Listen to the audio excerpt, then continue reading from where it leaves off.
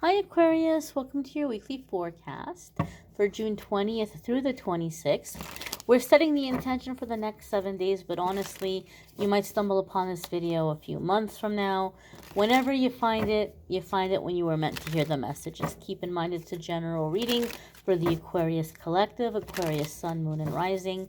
Therefore, not every single message will resonate, but take what does and leave what doesn't. Let's go on ahead.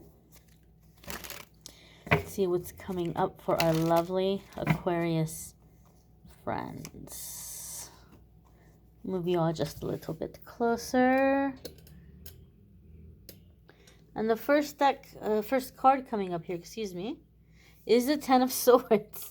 I'm kind of chuckling because this deck is like a little bit more whimsical, a little like light-hearted energy.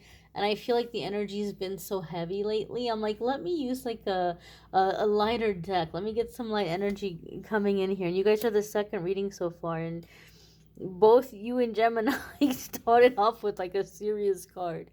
So I'm like, okay, I guess the energy, it is what it is. Doesn't matter what deck I use. Ten of Swords is not a bad thing, first and foremost. Let me say that, so nobody freak out, nobody get worried. I know it's a scary looking card. 10 Swords are intimidating, and in some decks, it's a really scary looking card. But there's a positive energy to it. Ten of Swords comes up when we're ending a cycle, when we're breaking out of something karmic. It can also be coming into like good, solid sobriety, breaking out of some kind of addictions or addictive behaviors or patterns. Keep in mind, addictions come in many forms. They can be substances, it could be alcohol, it could be shopping, it could be physical intimacy, it could be gambling, it could be being addicted to a person or situation that you just feel like you can't break out of. It comes in so many different forms. And so Ten of Swords can come up to say that we're coming into a time where we are, we're conquering that beast. We're no longer going to have to deal with that monster anymore.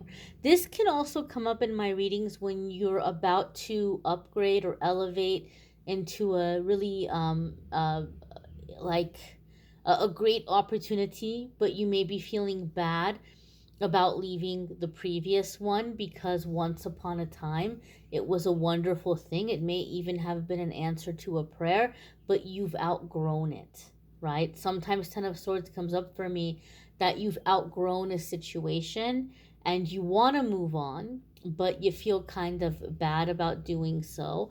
But staying in the situation is just becoming increasingly more excruciating, right? I've given the example of trying to wear a shoe that's too small. Most of us don't have that experience in our adult life, but we might remember from when we were kids when those shoes started getting tight, it was very, very painful. Or I don't know if you've ever borrowed somebody's shoes and you're like, oh my gosh, they're too small. This is like, it's very uncomfortable. It's difficult. It's difficult to put up with a shoe that's too small. And so some of you may be in this energy where you're just feeling like you're ready to burst out into something bigger, something better, something, and it might be a bittersweet transition for some of you. The next card that's coming up here for Aquarius is the Five of Wands. So this can be that inner conflict where we're like, oh, I want to do this, but I don't know if I should, right? We talked about the bittersweet energy. So some of you may definitely be having this inner conflict where you feel torn about leaving a situation or moving on. Now, Aquarius Spirit is giving me a really specific feeling or message. A lot of you are leveling up and upgrading, and some of you are very, very surprised because you've been on your clearing and healing journey for a really long time. And you've manifested really good things in your life. You've manifested things in your life that a lot of people might look at you and be like, oh my gosh, like Aquarius is so lucky. I would give anything to be where Aquarius is right now.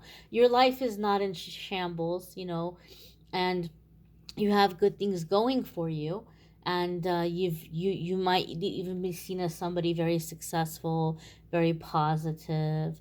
You just might be seen as somebody who has it together, and you might for a long time feel like you're in a good circle. You're in a good circle of people, and you work hard to like keep positivity around you.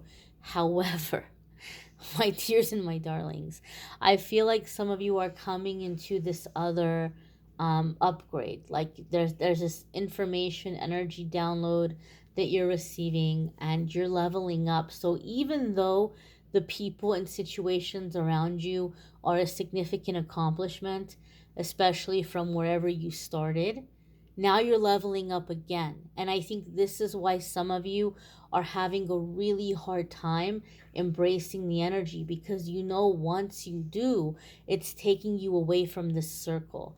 It's taking you away from this current um you know uh, uh circle that I guess circle is the only word that's coming to me, that you're currently in, but there's people that you're not going to be able to take with you, or as you're taking these steps, as you're accepting these opportunities, there's people and situations in your life that are going to just kind of fall away as a result. And so it's kind of like you're going in this different direction, and you feel bad about leaving others behind, or you feel bad about going into this other upgrade, because you might be thinking, well, is it so bad where I am, right? Like it's not so bad, and my friends aren't terrible, and this isn't terrible. And so you've been trying to stay small, and it's becoming very difficult to stay small. It's becoming painful to stay small.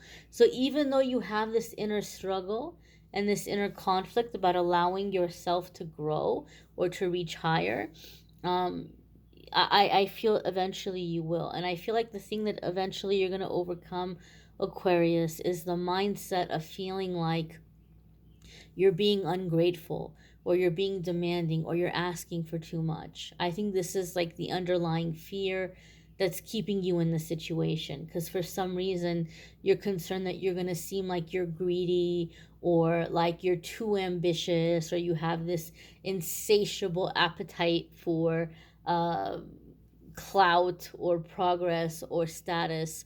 And that's not the case. I think you're just concerned of how it's going to be perceived by people around you, right? And I feel like this is the thing that you're kind of struggling with, this belief or this worry, this fear of how you're going to be perceived.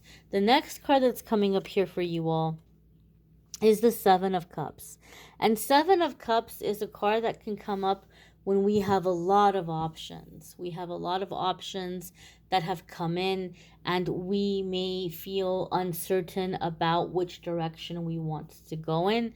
So I've always said this is a good time to like just kind of daydream and visualize and imagine you living that life in that option, in that choice, and see how you feel in your heart as you're envisioning this in your mind. Like, do you feel happy? Does it resonate with your spirit? Does it feel like, man, that seems like a great life? If it does, take note of that. Take note of the ones that make you feel the happiest, and then do your research. What do I have to do to make this happen? How much time is it going to take? Is it going to cost me anything? How may I come up with those resources? How may I come up with that time? How do I make this happen? Once you go through the list and you do that with all of the, research all of the things that you have on your list, you're not going to be stuck. You're going to have a very clear plan. It's going to be very clear to you which ones of these things you can start on now, and which ones of these things maybe you're going to be doing over time. You're going to be doing, like, working your way up. Like, okay, well, once I accomplish this goal, this might bring in additional income, and I can take that income and I can invest it into this other goal, right? Like, it'll be very clear to you how to get going or how to get moving. Also, the Seven of Cups can come up when we're in a situation where we feel like, I can't believe this door just opened, or I can't believe this opportunity is here. We feel like we're dreaming.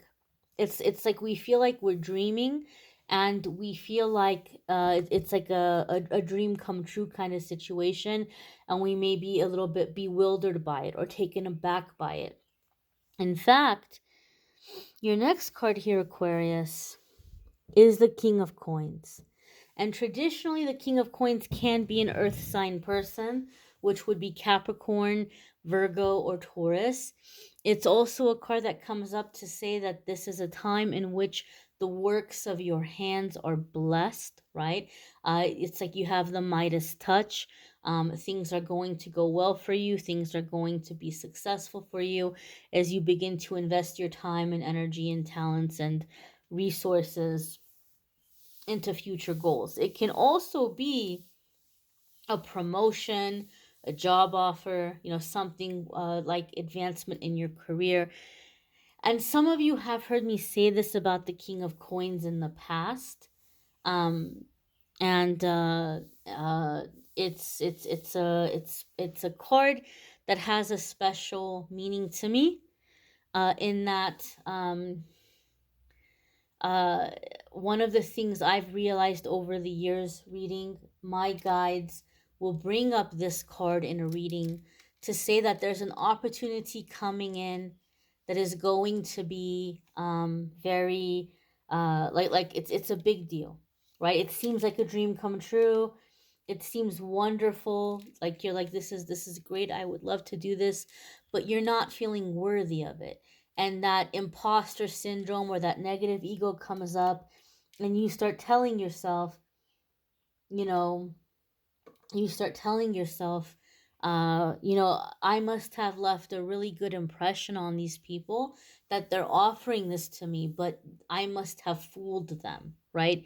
If I embrace this opportunity, if I accept it, and they get to be around me long enough, they're going to regret giving me this offer. They're going to be like, oh, no, this person's not ready. Why did we do that? Big mistake. But that's the negative ego talking. The negative ego wants you to think that imposter syndrome, that negative ego energy is trying to get you not to walk through that door that's opening up.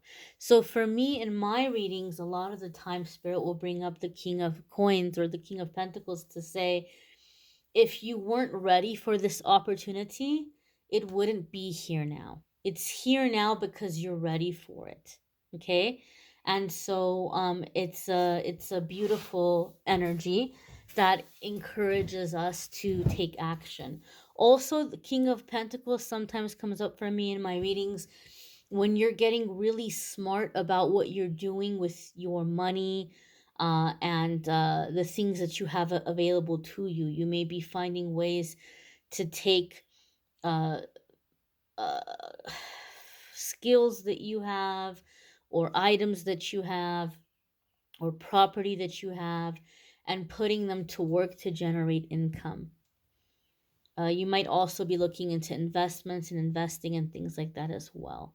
You may want to check out your moon sign, your rising sign. Some weeks, your moon sign and rising sign might resonate more for you than your sun sign. You may need a private reading, which I'm more than happy to do for you. There's a link in the description of this video that will take you to calendly.com/amethystangelite, and that is my scheduling page. Love readings for June are linked in the description of the video. Love readings for July will be up shortly here in the next few days. And don't forget to check out the not weekly, I'm sorry, the daily messages I've been posting on this channel. A lot of people have been finding that helpful. If you want to start your day off with a message, be sure to check out the daily cards as well. I thank you all for watching, liking, sharing, commenting, subscribing. I hope you all have a fabulous week ahead. Take care and be well, my dears. Bye.